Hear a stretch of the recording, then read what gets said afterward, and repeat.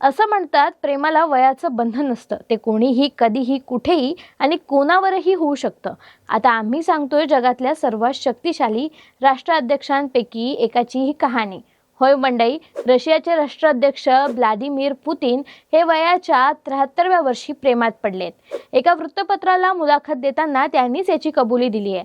त्यांना जेव्हा रिपोर्टरने विचारलं की तुम्ही प्रेमात पडला आहात का, तर त्यावर पुतिन गोड हसले आणि लाजून म्हणाले, होय, मी प्रेमात आहे. त्यांचा हा व्हिडिओ सोशल मीडियावर प्रचंड व्हायरल झाला.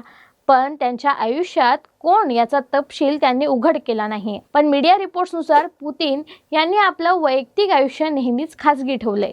अलीकडेच त्यांचं नाव ऑलिम्पिक जिम्नॅस्ट अलिना कबाएवाशी जोडलं गेलंय. परंतु त्यांच्यातील नात्याची कधीही पुष्टी झालेली नाही.